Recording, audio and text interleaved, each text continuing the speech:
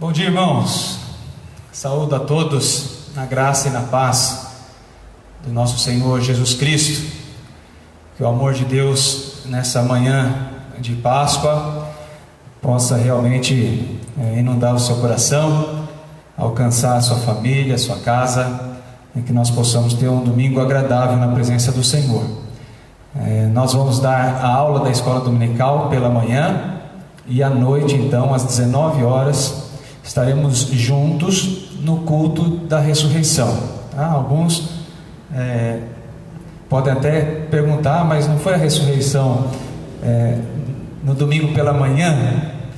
Mas nós não somos tão legalistas assim de guardar exatamente o horário, até porque se fosse assim, nós teríamos que fazer as palavras da cruz de Cristo, já pensou? Das 9 da manhã da sexta-feira até as 3 da tarde, selecionando direitinho o momento em que Jesus falou. Enfim, nós não gostaríamos de perder a oportunidade de dar continuidade à nossa aula da escola dominical, para não ficarmos atrasados também. E à noite, então, às 19 horas, nós vamos cultuar ao Senhor nosso Deus pela ressurreição de Jesus Cristo. Também hoje, ao meio-dia, tem uma surpresa aí no nosso grupo do Edificando. Aguardem aí que tem uma surpresinha do departamento infantil para vocês sobre a Páscoa. Depois da nossa aula aqui, que está acontecendo nesse momento, às 10h30, os professores do departamento infantil e da sala dos adolescentes estarão também com seus alunos nas plataformas devidas lá. Eles já se comunicaram. Se você ainda não entrou em contato, fale com o seu professor, de Wesley, professor dos adolescentes, e a Flávia, a Milena e o Davi, da sala das crianças.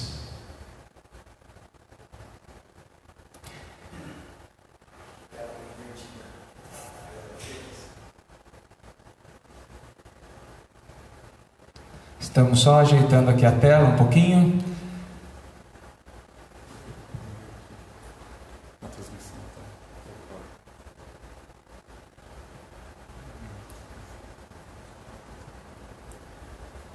Ok.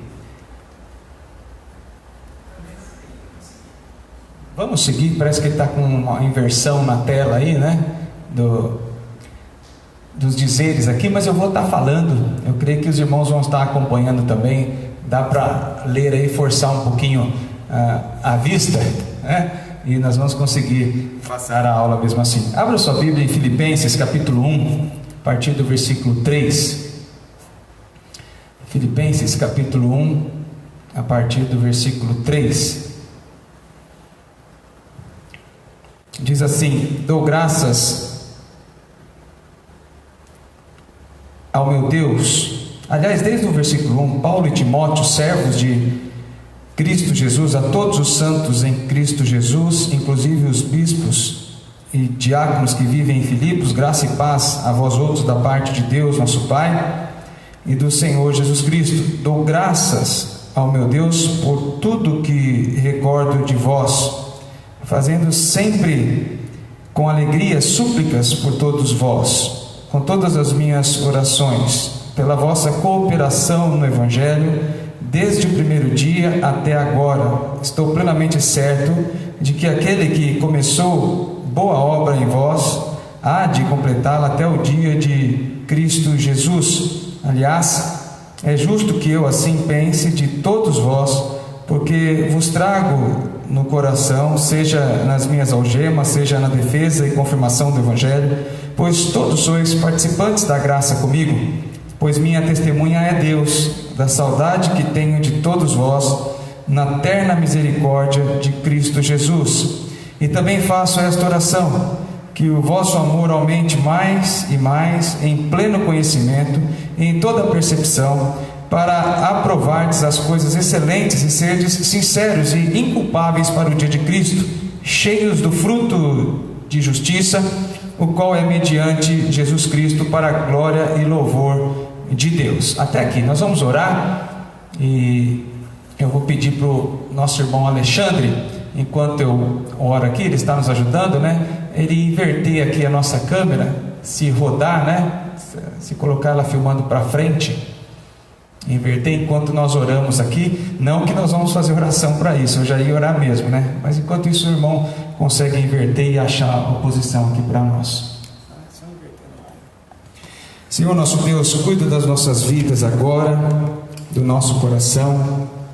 Prepara-nos, ó Deus, para o estudo da Tua Palavra. Nós queremos estar com alegria reunidos nesta manhã para abrirmos o Teu livro santo, nós que temos liberdade de culto no nosso país, a fim de nos apropriarmos verdadeiramente da Tua Palavra, ó Deus. Que o Senhor seja propício a nós, cuidando agora para que nada, nenhum tipo de transtorno, até mesmo como estamos passando aqui momentaneamente apenas com relação à filmagem, mas que nada aí nos nossos lares, onde os irmãos estão agora, possa atrapalhar, ó Deus, a nossa íntima comunhão com o Senhor. Possamos devotar o nosso ser, nos agradar do Senhor nessa manhã, enquanto o Senhor fala grandemente aos nossos corações. Cuida das nossas vidas, ó Deus, a nossa mente, o nosso ser. Fala tremendamente conosco. Nós pedimos no nome de Jesus. Amém. Nós estamos estudando então a carta aos Filipenses, e ela é importante porque o nosso tema fala sobre o reino, né? O reino de Deus aqui na terra, sendo que nós somos os representantes desse reino. E a forma como o ser humano tem vivido hoje, ela destoa muito daquilo que deveria ser. Olha bem, deveria ser, espero que seja, a vida do crente, né? Nós precisamos pensar nisso.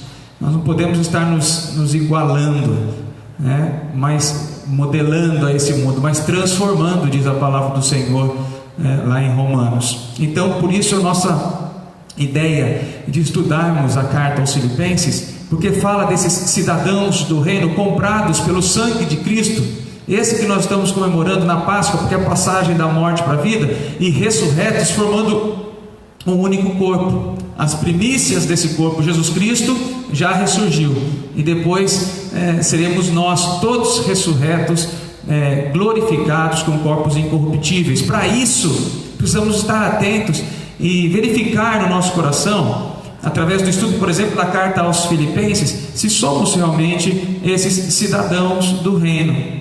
Então essa carta, na verdade, ela traz um conflito, confronta o nosso coração, para que nós estejamos realmente verificando em nós, fazendo uma autoanálise, se verdadeiramente temos servido a esse reino, porque a ressurreição de Cristo anuncia que os últimos dias já estão aí, já estão próximos, e nós precisamos fazer parte desse grupo. Então, nós estamos estudando já há alguns domingos, e paramos durante 3 domingos, se não me engano, por conta de ficarmos esperando se ia voltar naquele domingo. Depois as autoridades acabaram colocando uma lei aí que proibia, né, a congregação de pessoas. E enfim, semana passada já pudemos estudar as 2 primeiras aulas, de forma bem resumida, é claro, e hoje nós vamos estudar a aula 3 e a 4, e domingo que vem, aí sim é matéria nova. Então essas 2 aulas, 3 e 4, eu vou resumir hoje, tá? Mas eu creio que algumas pessoas não vieram, quem sabe você infelizmente não pôde estar aqui presencialmente, agora vai poder ouvir a última aula, 1 e 2, e hoje acompanhar a 3 e a 4, para domingo que vem nós darmos sequência. O que nós falamos até aqui? Um slide só, para nós entrarmos verdadeiramente no livro, não ficarmos perdidos. Nós falamos na primeira aula sobre a cidadania romana, porque Filipos era uma colônia romana, o principal distrito, principal colônia, né? E lá ficavam os veteranos, foram colocados para viver lá, os veteranos de guerra, aqueles que serviram o império nas batalhas, e eles tinham a cidadania romana e desfrutavam de alguns benefícios que nós vimos já na primeira aula. Os irmãos vão se lembrar, o recebimento de terras. Não era qualquer um que tinha terras para cultivar e até negociar suas propriedades. Os filipenses tinham isenção de açoites e prisão. Não poderia aprisionar ou açoitar um filipense que era cidadão romano de qualquer forma, por qualquer coisa. Ele tinha direito a apelar, inclusive, ao imperador, tá? O nome eternizado no rol das tribos romanas, né? É interessante isso, porque nós gostamos da preservação do nosso nome, né? Ninguém pode manchar o nosso nome, falar mal de nós, da nossa família, né? Mas eles achavam que Roma ia se perpetuar no império, então ter o nome eternizado ali, era realmente algo fantástico. O título jus italico, que era participar dos tribunais. Isso é muito importante, você poder opinar e até julgar. Participar de tribunais não é para qualquer um, não é? Então esses eram os benefícios. Em contraponto, eles, dentre alguns deveres, esse era o que pegava para aqueles convertidos, para os filipenses convertidos, porque Augusto César, ou Otaviano, Caio Otaviano Augusto César, ele se fez Deus, e ele iniciou o império se colocando também como mais um Deus, tá? Você poderia adorar outros deuses, mas teria que obrigatoriamente se curvar perante o imperador. Então o culto do imperador era exigido em troca dos benefícios. O que os filipenses fariam? É isso que nós estudamos na primeira aula, Na segunda aula nós tentamos achar uma temática para a carta, A carta é curtinha, são 4 capítulos apenas, e nós tentamos fechar, nós aqui, da igreja, de forma bem humilde, sem pretensão alguma de fechar um tema, mas pensamos em algo abrangente, que é o que nós vamos abordar durante todo o estudo da carta aos Filipenses, que é a alegria de viver o evangelho do reino, porque nós somos, conforme capítulo 3, versículo 20, nós somos cidadãos da pátria dos céus, contudo no império terreno, porque nós estamos vivendo sob o governo terreno,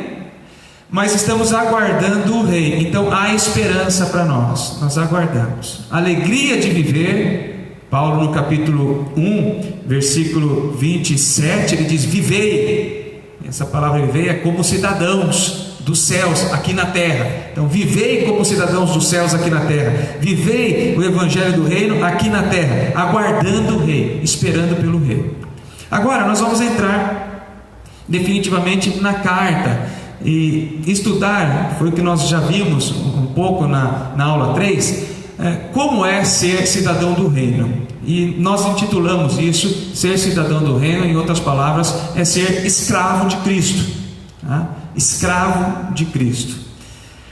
O apóstolo Paulo, ele em todas as suas 13 cartas, é costume isso, ele sempre inicia se apresentando, e ele considera pelo menos 2 situações. Ele apresenta suas credenciais, dizendo ser apóstolo ou mensageiro, como for, e ele caracteriza, mesmo que prévia e sutilmente, o teor da escrita. No início aí, quando você vê prefácio e saudação de todas as cartas de Paulo, ele já dá uma dica sobre o que ele vai falar, e é bonito ver isso, como ocorre em todas as cartas, especialmente se tratando dos filipenses, tá bom? Por exemplo, eu vou passar as 13 cartas de Paulo e vou pular algumas como Romanos, não é porque eu esqueci não, é porque Romanos eu vou deixar para o final, mas eu quero tentar lembrar os irmãos, aí até faço um exercício aí na sua casa, se você lembra direitinho o que vem Romanos, depois vem primeiro aos Coríntios, então eu quero dar na ordem para os irmãos ir pensando aí nas cartas de Paulo, para não ficar muito misturado, voado aí o negócio, tá? Romanos eu vou deixar um pouquinho para frente e os irmãos vão entender por quê, mas veja, primeira carta aos Coríntios e segunda aos Coríntios, no capítulo 1, versículo 1, as 2 cartas tratam da vida cristã de uma igreja que estava em dificuldade em diversas situações eclesiásticas, os irmãos se lembram isso, e também ela era dividida, porque uns pensavam ser de Pedro, outros de Apolo, outros de Paulo e outros até de Cristo, como se pudesse ser dividido tudo isso. E eles tinham dificuldade de compreender e ver em Paulo o apostolado. Se você for lá em 2 Coríntios 12, 2, você vai verificar isso. Então o que Paulo tem que fazer? Ele tem que se apresentar exclusivamente como apóstolo. Por isso ele diz: Paulo, chamado pela vontade de Deus para ser apóstolo, e o irmão Sóstenes. Mas veja que ele separa o irmão Sóstenes dele. Ele foi chamado para ser apóstolo, não da parte de qualquer um, nem da parte de homens, mas pela vontade de Deus. Olha a segunda carta. Paulo, de novo, apóstolo de Cristo pela vontade de Deus, e agora é outro irmão que está com ele, o Timóteo. Então, vai vendo aí, né, como que Paulo vai abordando a entrada de suas cartas, para quando nós chegarmos nos Filipenses, você entender o que eu quero dizer. Depois de Coríntios vem Gálatas. Os Gálatas, se você tiver com a sua Bíblia aí e for folheando, você vai lembrar, principalmente no capítulo 1, versículo 6, que esses crentes foram caracterizados como inconstantes. Eles haviam recebido o Evangelho, mas estavam dando ouvidos para um outro Evangelho. E diz o texto que eles estavam passando do verdadeiro Evangelho para outro que estava sendo ensinado. Está lá a carta no capítulo 1, versículo 6. Por isso, Paulo inicia a carta no capítulo 1, versículo 1, sempre no prefácio de saudação, dizendo: Paulo, apóstolo, não da parte de homens, não de outro evangelho, o evangelho de homens, mas da parte de Deus, nem por intermédio de homem algum, mas por Jesus Cristo, por Deus Pai, que o ressuscitou dentre os mortos. Veja, é esse evangelho que eu preguei para vocês, Gálatas. E vocês estão passando desse evangelho para outro. Veja, na própria introdução da carta, Paulo se apresenta, suas credenciais, tá? Ele é apóstolo, um apóstolo que não é da parte dos homens, mas da parte de Deus, e ainda dá um sutil teor da carta, dizendo: olha, eu venho por Jesus Cristo e por Deus Pai, que o ressuscitou dentre os mortos. Então, se vocês estão vivendo um outro evangelho que não seja esse evangelho da ressurreição, que é o evangelho de Cristo, então vocês precisam voltar atrás e verificar os ensinamentos, para não serem convencidos e afastados da fé. Então veja como Paulo vai tratando.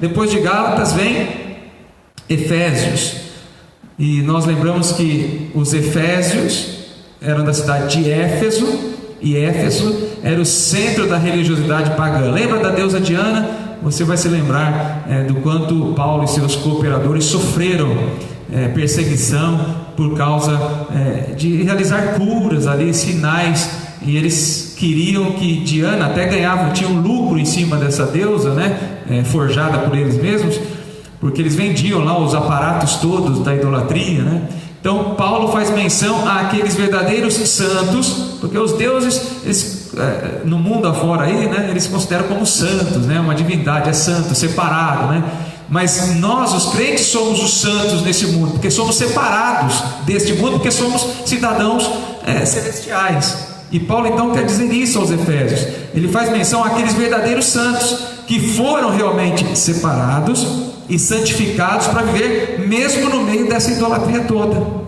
Como que Paulo vai expressar isso no início da carta dele? Paulo, apóstolo de Cristo Jesus, por vontade de Deus, a quem? Aos santos. Não é Diana que é deusa, que é santa, não, ou outros tantos. São vocês que vivem aí em Éfeso e são fiéis em Cristo.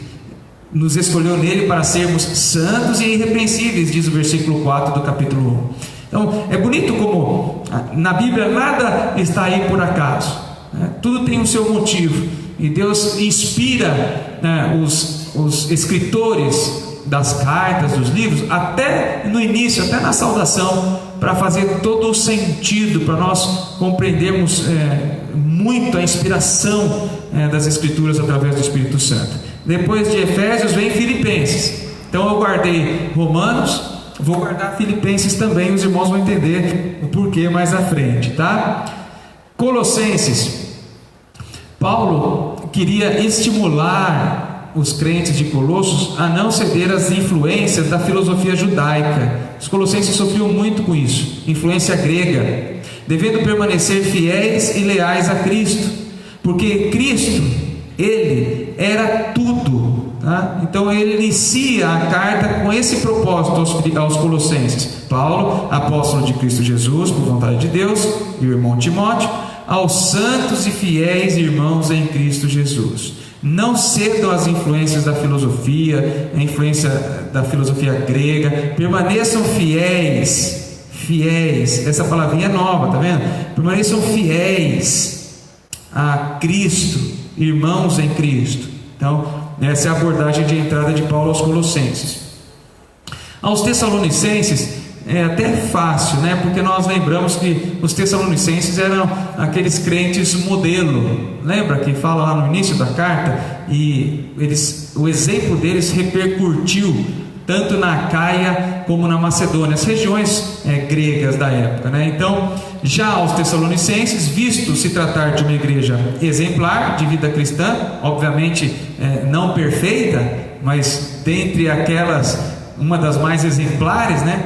Paulo simplesmente se apresenta sem caracterização apostólica. Veja, porque a igreja já o reconhece, a igreja está caminhando bem, está operosa na fé, está aguardando a volta de Jesus, está praticando aquilo que foi imposta a ela, a responsabilidade dela. Então Paulo não tem outra coisa a dizer senão: Paulo não se apresenta nem como apóstolo, Paulo, Silvano e Timóteo, a igreja dos Tessalonicenses. Está muito simples, o ambiente está bom, né? Eles estão vivendo uma vida agradável, tanto na primeira como na segunda, né? É bonito ver isso, como Paulo vai tratando. Por que Paulo não coloca aqui Paulo, apóstolo da parte do Senhor e de Deus? Não precisa, a igreja estava caminhando bem. Depois de Tessalonicenses, vem as cartas pastorais, 1ª e 2ª Timóteo. E vocês vão se lembrar que Timóteo era um jovem pastor que tinha lá suas limitações e dificuldades, estava sendo pressionado, inclusive, pelos mais velhos, né? Então ele estava meio ofuscado, meio temeroso, e isso foi balançando a sua vocação. Paulo precisava então, Timóteo precisava então de renovo, de confirmação do seu chamado. Então Paulo inicia as epístolas, ele vai tratar bastante disso, né? Vai falar da vocação de Timóteo, vai lembrar da Eunice, da Lloyd, aquelas a mãe e a avó que ensinaram ele na palavra. Não se desvie disso, mantenha a sua vocação. Paulo está dizendo isso a Timóteo. E tanto na primeira como na segunda, Paulo, apóstolo de Cristo Jesus, pelo mandato de Deus. Viu? Se eu sou apóstolo, Timóteo, eu sou apóstolo por mandato de Deus. Então, se você é pastor por mandato de Deus. Se você é presbítero, é por mandato de Deus. Quer seja o seu cargo na igreja, é por mandato de Deus e de Cristo Jesus. Ele é a nossa esperança. Está meio triste, meio angustiado, quem sabe caminhando para um sentimento depressivo? Não, nós temos esperança, hein? Está lá no primeiro versículo, 1 Timóteo, também lá no versículo 18. Segunda carta a Timóteo, mesma coisa. Paulo, apóstolo de Cristo Jesus, pela vontade de Deus. Paulo trata disso com Timóteo, e eu quero mostrar, eu quero crer que você está entendendo, que eu quero mostrar que Paulo escreve já intencionalmente para querer tratar de uma igreja.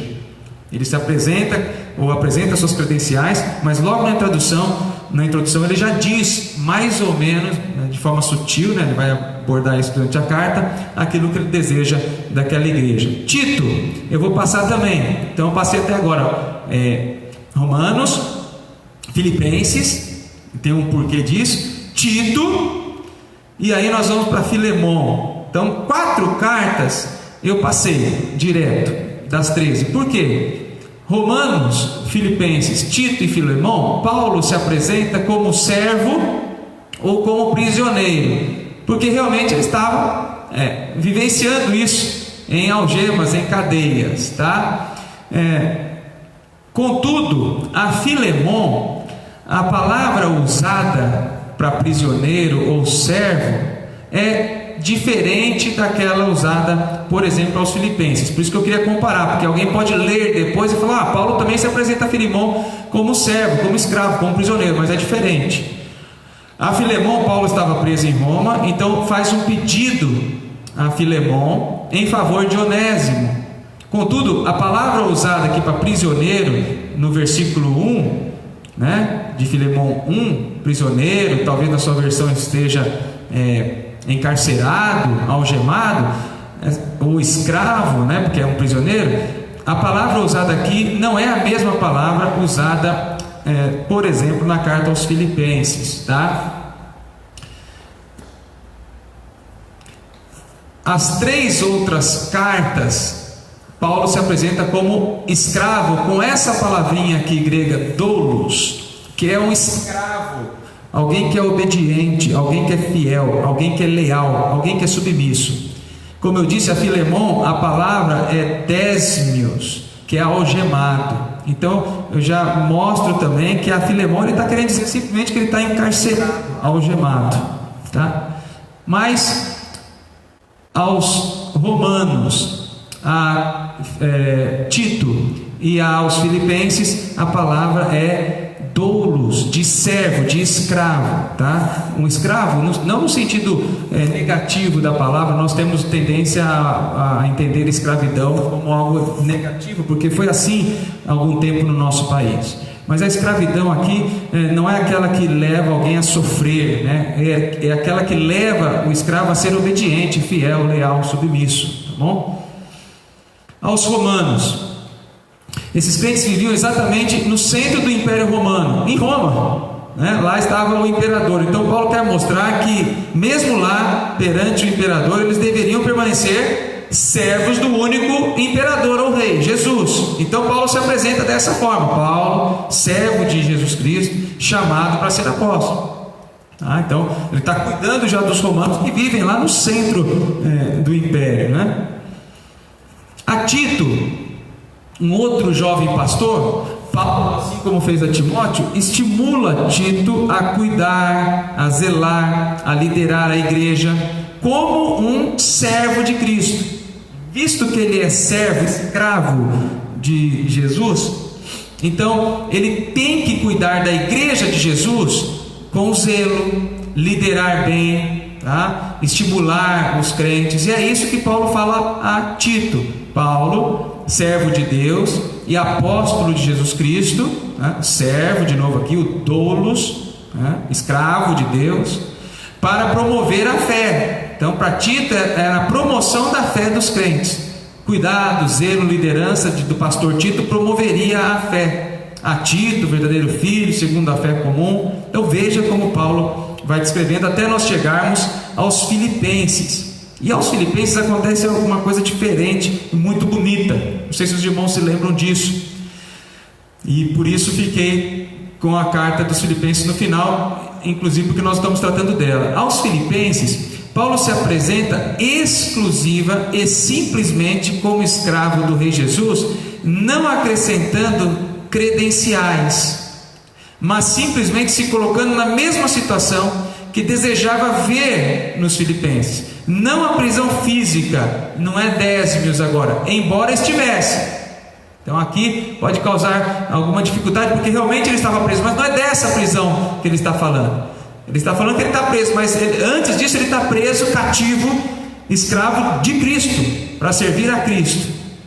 E ele coloca algo aqui que é fantástico, porque Timóteo agora não é isolado como Paulo faz em outras cartas. Lembra do Sóstenes e do próprio Timóteo na outra carta, que ele separa, ele fala Paulo, apóstolo de Jesus da vontade de Deus, e Sóstenes.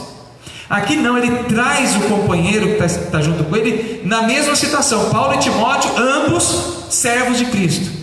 É bonita a forma como Paulo vai tratando a introdução aos Filipenses, porque ele nem se apresenta de outra forma. Ele não quer aqui dizer que ele é apóstolo, ele não quer aqui dizer que ele é apóstolo da vontade de Deus, enfim. Ele quer dizer que ele é um servo. E não só ele é servo, Timóteo também é colocado como servo, mais um. E os Filipenses então também são servos. Então a mensagem da carta, ou desses primeiros versículos, é a escravidão em Cristo, pelo Evangelho de Cristo.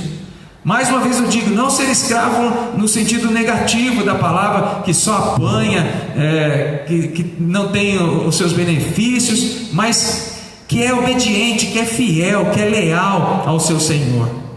Então a mensagem, voltando especificamente à carta aos Filipenses, era a de que os filipenses não estavam sozinhos nessa luta com relação a viver a cidadania celestial diante dos benefícios da pátria terrena, que era a romana.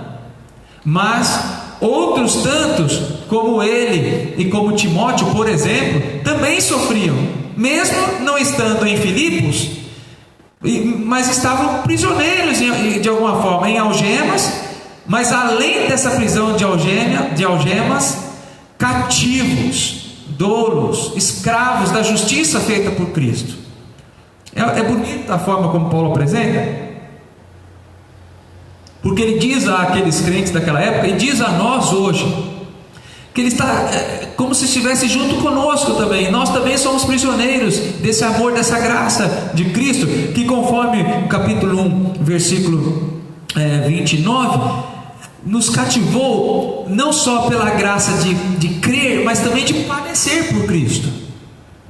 E o que nós vemos hoje são crentes, ou muitos crentes, que acham que não podem padecer por Cristo, que não podem sofrer, que não podem deixar as coisas terrenas, muitos benefícios, alguns até lícitos, mas que não convêm, e outros ilícitos mesmo, que realmente não interessam para o cidadão celestial.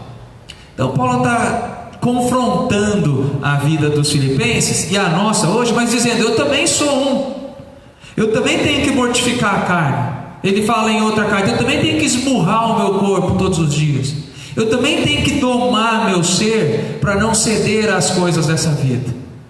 E nós vamos ter que fazer isso enquanto ainda estamos na carne, mesmo com o Espírito já renovando a nossa mente, como diz a palavra de Deus. Há uma luta espiritual muito grande, e é essa a proposta que Paulo está falando aos filipenses, mesmo que eles tenham que perder benefícios.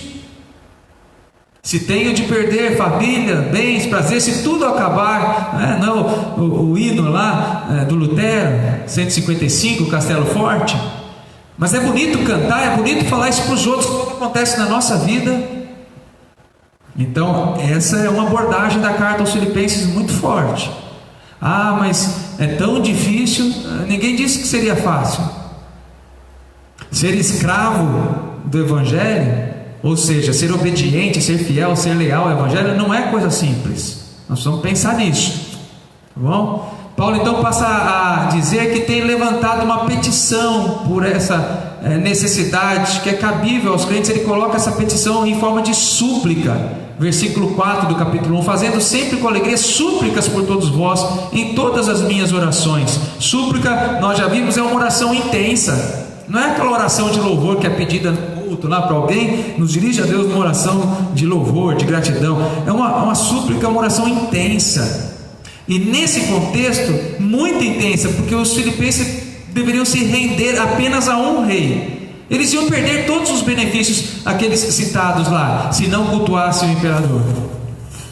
Mas serviriam e cultuariam ao único Deus. Perderiam aqui na terra, ganhariam nas mansões celestiais.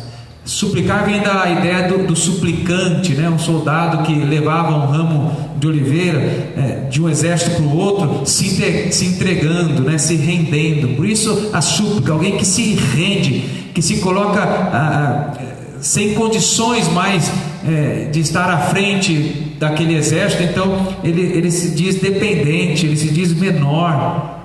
Ele está dizendo: olha, eu não consigo guerrear mais com vocês ganharam. Diante de Deus é como se nós nos ajoelhássemos, nos rendêssemos, entendêssemos a dependência que nós temos no Senhor. É isso que Paulo está trazendo. Se render a Cristo significava não se prostrar mais ao imperador, pagando o preço, mesmo que em sofrimentos, juntos como igreja de Cristo, pois é isso que vai evidenciar ou evidenciaria para eles a fé. Veja capítulo 1, versículo 6: estou plenamente certo de que aquele que começou a boa obra em vós há de completá-la até o dia de Cristo Jesus. Então, se nós não estamos revelando esse esforço, esse exercício de lutar para sermos fiéis e escravos de Cristo, se estamos sendo escravos desse mundo, escravos de vícios, escravos de coisas prazerosas, mas que não convém, então que boa obra é essa que Jesus começou e está completando? Então questiona até a nossa fé, a nossa salvação. Se realmente estou certo de que aquele que começou a boa obra vai completá-la, parece que não está completando. Então Então, perceba onde que Paulo está chegando aqui.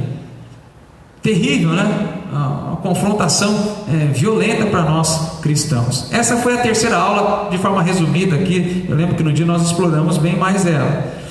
Depois, Paulo continua. Aqui uma foto das ruínas, né, de Filipos. Mas depois Paulo continua mostrando as cadeias. Ele estava em cadeias. Ele estava algemado, a désmios, né? Mas ao mesmo tempo essas cadeias libertavam, se não ele, libertava espiritualmente a outros, porque mesmo aprisionado, Paulo continua libertando vidas através do Evangelho, é claro, não por si mesmo. Eu gosto desse texto de Romanos 11:33, creio que muitos irmãos também gostam. Ó, profundidade da riqueza, tanto da sabedoria como do conhecimento de Deus, quão insondáveis os seus juízos, nós não conseguimos nem sondar, é inimaginável. Quão inescrutáveis os seus caminhos, como Deus age, o caminho que Ele faz para converter uma pessoa, para tratar de alguém, nós não imaginamos.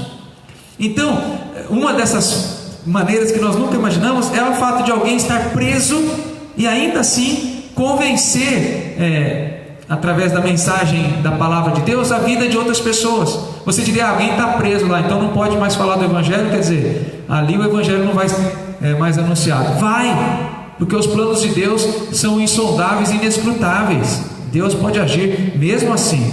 O progresso do Evangelho depende, antes de tudo, dos propósitos de como Deus deseja ou desejará ser adorado. Nem sempre onde houver liberdade de culto, o Evangelho será verdadeiramente testemunhado. E nem sempre onde há grandes perseguições e prisões, o Evangelho é abafado. Vai depender sempre e primeiramente da vontade de Deus. Quer um exemplo? O alcance que nós estamos tendo com vídeos, não podendo estar reunidos na igreja com as portas abertas, onde nós poderíamos também convidar outras pessoas para conhecer o amor de Jesus. O alcance dos vídeos, das mensagens, porque alguém vai lá e mesmo dentro de casa acessa uma internet, uma plataforma dessas e assiste, é maior do que o acesso, inclusive com as portas abertas do templo. Então veja, causou epidemia, fecharam as portas das igrejas, as igrejas vão fechar. Não fecha, porque depende primeiramente da vontade de Deus, da forma insondável e inescrutável pela qual Ele quer agir. Então não tem bairro mais difícil, não tem cidade mais difícil, não tem país mais difícil, depende do que Deus quer fazer. Paulo estava preso e está pregando o Evangelho de novo aos filipenses, renovando a fé deles, renovando o vigor, o temor no Senhor, diante daquelas vantagens que eles tinham. Que difícil que deveria ser para eles, né? As circunstâncias são meras possibilidades comuns, muito comum de atuação do Espírito Santo, qualquer circunstância, para impactar um coração. Não há nada difícil para quem criou e comanda toda a existência do universo. A gente pensar aquele parente que eu queria tanto que ele se curvasse e reconhecesse o Senhor na vida dele, mas é tão difícil, olha a vida que ele leva, e olha a vida que eu e você levávamos. Qual a diferença disso? Qualquer circunstância é mera atuação comum do Espírito Santo para impactar qualquer coração. Portanto, continue firme, porque mesmo que pareça que nós estejamos presos, não conseguindo levar o Evangelho, não conseguindo transmitir a palavra, essas cadeias também libertam. E pode haver libertação hoje, quem sabe, na sua vida, você que está nos ouvindo aí. A igreja, eu gosto desse texto de Atos, porque mostra exatamente isso. Uma situação difícil, em que a igreja, logo depois da ascensão de Cristo, considerada a igreja apostólica, formada pelos apóstolos, começaram a divulgar o Evangelho na Judéia, Galiléia, Samaria e confins da terra, e diz lá que ela tinha paz, enquanto ela caminhava no temor do Senhor, e crescia em número. Olha, uma igreja de que tinha paz, então ela crescia em número. Alguém pode dizer, logo, que legal, que fácil, está tudo em paz, cresce mesmo, né? Mas essa paz aí não era assim não. Diz o contexto que naquele dia levantou-se grande perseguição contra a igreja. Os apóstolos todos foram perseguidos, todos saíram de Jerusalém, exceto os apóstolos. Que paz que era essa? Saulo, porém, assolava a igreja, entrando pelas casas e arrastando homens e mulheres, encerrava-os no cárcere, está lá em Atos 8:3. Saulo respirando ainda ameaças de morte contra os discípulos do Senhor, está lá em Atos 9:1. É o contexto aqui, ó. E cresci em número. Que paz é essa? Que paz é essa? Certamente a paz que está descrita lá em Atos 9:31 não era a ausência de guerras, nem de lutas, nem de batalhas contra os inimigos da igreja. Eles continuam sendo perseguidos, e o próprio Paulo naquela época era um dos maiores perseguidores. Mas essa paz é o sentimento que é proporcionado, trazido pelo Espírito Santo à igreja, para nos confortar em meio às inúmeras e cruéis perseguições. Ainda assim você é perseguido, ainda assim você tem suas batalhas pessoais, e como crente e como igreja, onde você estiver, no seu trabalho, na sua família, na sua vizinhança, você tem lá as suas batalhas. Eles sabem que nós somos fiéis a Deus, então há batalhas e perseguições, e ainda assim Deus nos traz paz, porque a paz aqui é a reconciliação que nós comemoramos hoje. Morte e ressurreição de Cristo, fomos reconciliados com o Pai. Então qualquer guerra que nós possamos enfrentar, a paz que excede todo entendimento, trazida por Cristo, pelo seu sacrifício, que nos reconcilia com o Pai, ela nos conforta. E a igreja cresce mesmo em meio às batalhas, porque ela tem paz interior. E Deus quer renovar também a sua paz nessa manhã, em meio a toda essa turbulência que nós vivemos. Por exemplo, depois daquela época em que Paulo foi perseguidor e não conseguiu frear a igreja cristã, que continuou a crescer, então ele mesmo, Paulo, caiu em si. Puxa, quando eu era perseguidor, eu não conseguia frear a igreja. Então, uma vez que eu agora sou perseguido, esses perseguidores também não vão conseguir me frear.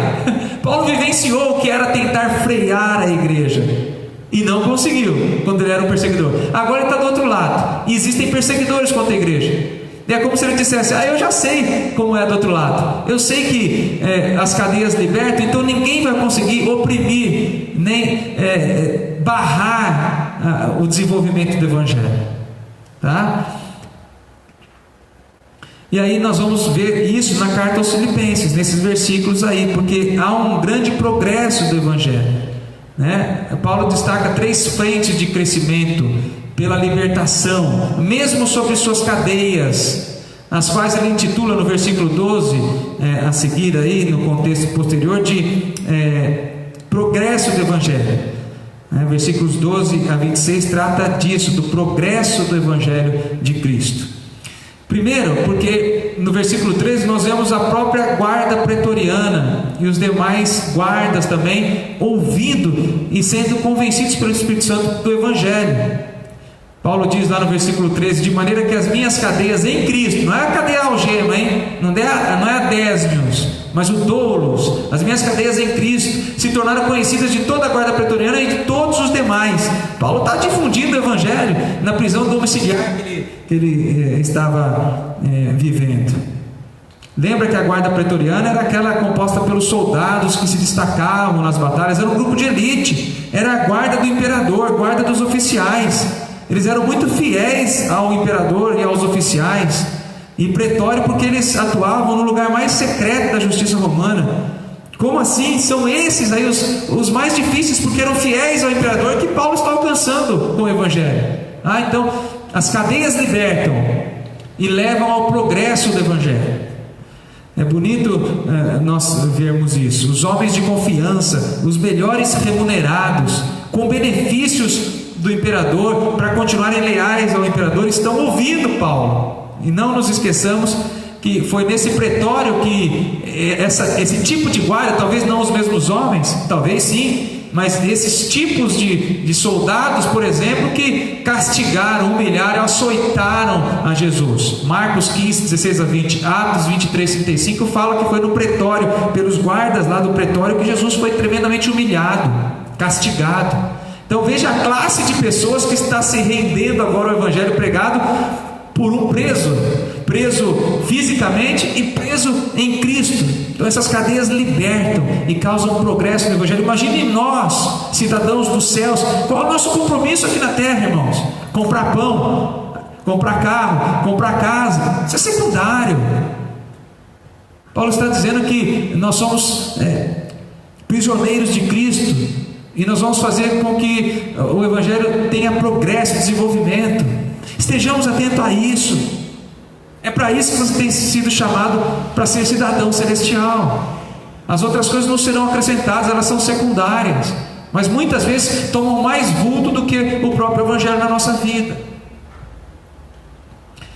Em Roma, em prisão domiciliar, o Paulo era o tempo todo acompanhado por um soldado. Está lá o texto bíblico para você acompanhar. E mesmo assim, no final da carta, Filipenses 4, 22, nós lemos lá que todos os santos os saúdam, especialmente os da casa de César. Os da casa de César são os soldados pretorianos, estão saudando agora os filipenses.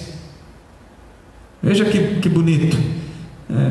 Por certo, participando da mensagem aí da carta, sabendo que Paulo estava escrevendo essa carta, possivelmente de Roma, né? Escrevendo a carta para os filipenses, para renovar o temor, o fervor deles que viviam lá em Filipos, diante de benefícios romanos. Ele diz que os próprios da casa de César, os próprios pretorianos estão incentivando eles também e saudando eles. É muito bonito o que o Evangelho faz, né? Segundo, além da guarda pretoriana, os demais moradores de Roma. Está nos versículos 14 a 18. Você pode acompanhar aí na sua Bíblia, quando diz que a maioria dos irmãos, estimulados no Senhor por minhas algemas, ousam a falar com mais desassombro a palavra de Deus. Então, muitos irmãos ali da época também, pelas cadeias de Paulo, sabendo que Paulo estava prisioneiro, participaram do progresso do Evangelho, porque foram convencidos e cativados a isso também, tá? Relato de Atos 28, 23 a 29, Paulo pregou suas cadeias em Cristo, tanto para judeus como para gentios, e agora ele os chama de irmãos, reconhecendo que eles creram em Jesus Cristo, né? Quando pregaram para os filipenses, eles pregaram tanto para judeus quanto para gentios, e agora eles são chamados de irmãos. Mesmo que alguns líderes de pequenas igrejas já instaladas invejassem Paulo, mas porque Paulo atraía a multidão para si, né? Mas eles estavam cooperando de alguma forma com o Evangelho, tá bom? Esses invejosos e contenciosos que está aí no capítulo 1, versículo 15, eles não pregavam outro Evangelho, eles pregavam também a Cristo. Então eles eram irmãos. Você lê aí que Paulo diz que eles pregam também a Cristo, mas pregavam com um sentimento de inveja pela evidência de Paulo. Do contrário, Paulo não tinha inveja se outros procuravam outros líderes, contanto que falassem do mesmo Evangelho. Veja, mais uma forma insondável e inescrutável. São pessoas que creem no mesmo Deus e que pregam a Cristo, e mesmo que tenham um pouco de inveja ali, de disputa, mas o Evangelho está sendo anunciado. Está havendo progresso do Evangelho mesmo assim. Agora estão pregando o Evangelho de Cristo, não outro Evangelho.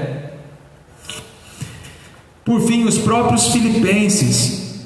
Então, primeiro a guarda pretoriana, depois os líderes aí, pessoas que passam a pregar o Evangelho, líderes espirituais da época. E os filipenses, versículos 18 para frente até o 26, mostra que os próprios habitantes de Filipos seriam convencidos disso. Estou convencido disto, estou certo, versículos 25 e 26, de que ficarei e permanecerei com todos vós para o vosso progresso, Filipenses, vosso progresso e gozo da fé, a fim de que aumente quanto a mim o motivo de vos gloriardes em Cristo Jesus pela minha presença de novo convosco. Então Paulo fala da guarda pretoriana, Paulo fala dos líderes religiosos da época que estavam ali em Filipos, e fala dos filipenses de forma geral, da igreja de forma geral, o progresso que isso iria causar a ele, ou que deveria causar essa carta.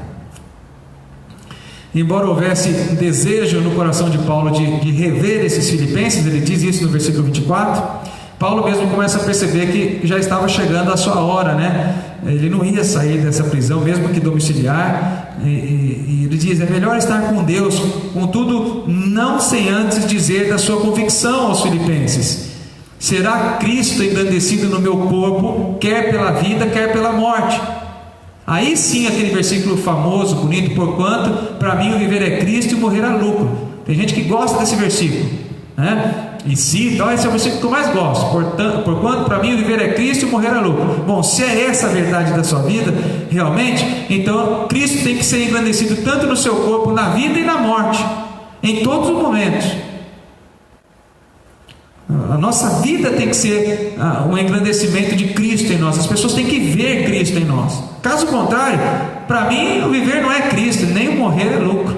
Pelo contrário, o viver é completamente outra coisa, e morrer eu estou até com medo de morrer, que eu não sei nem para onde que eu vou. Assim, antes de ser morto, a esperança do cativo, Paulo, é conscientizar aqueles já libertos da escravidão do pecado, porque ele está escrevendo à igreja, mas que faziam ou estavam fazendo mau uso do corpo, o santuário do Espírito Santo. A palavra corpo aqui usada por Paulo, né, diz respeito à totalidade do ser, ou seja, corpo e alma, tá?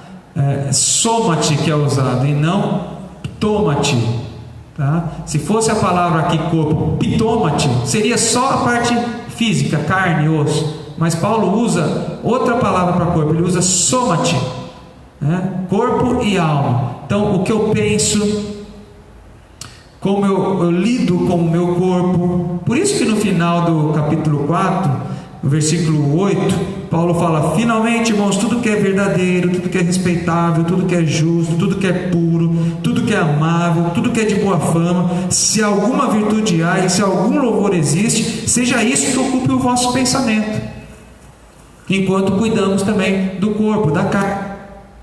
Então veja que é difícil ser cidadão dos céus aqui na terra. É uma luta diária, constante. Mas eu e você temos sido chamados para isso. E quando vacilarmos e quando errarmos, precisamos reconhecer isso.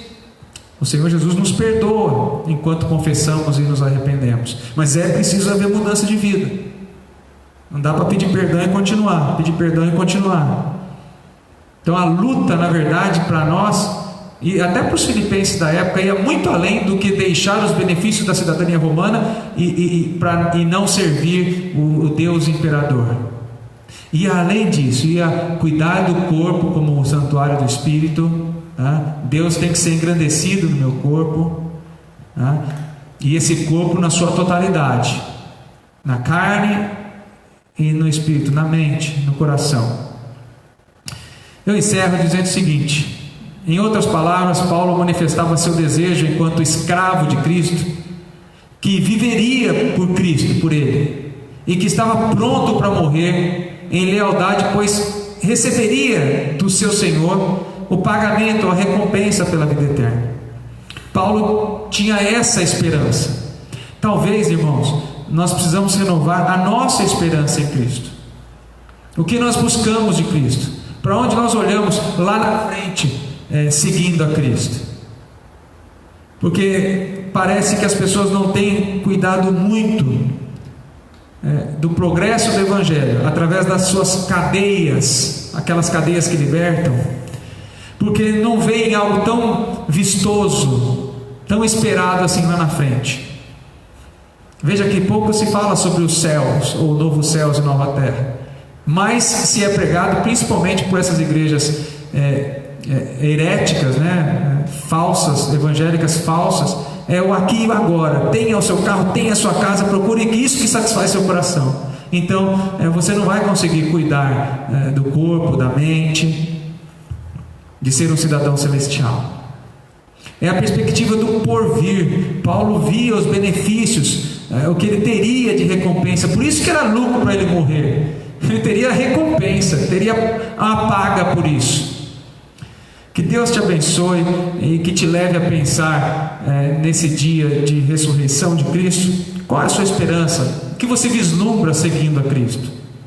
Se for um carro, se for uma casa, se for uma fama, um benefício terreno, é muito pequeno, viu? Deus tem algo muito maior para te dar. Ele ressurgiu, Ele venceu a morte. Ele pode te dar tudo. Ele vence até a morte. Então Ele quer preparar lugar celestial para nós. Enquanto isso, quer que nós vivamos aqui lutando pela cidadania terrena. Que Deus nos abençoe assim, que nós possamos dominar o nosso corpo. Foi nos dado do fruto do Espírito. Mansidão, domínio próprio são frutos do Espírito. Nós temos condições de cuidar da nossa vida e prestar culto com o nosso corpo a Deus. Deus nos abençoe. Hoje à noite, às 19 horas, nosso culto também dessa forma. vamos deixar agora, já aprendemos aí também a lidar com a câmera, né? Mas Deus os abençoe, tenham todos um domingo agradável, na graça e na paz de Cristo, uma feliz Páscoa a todos, nos encontramos às 19 horas, em nome de Jesus, amém?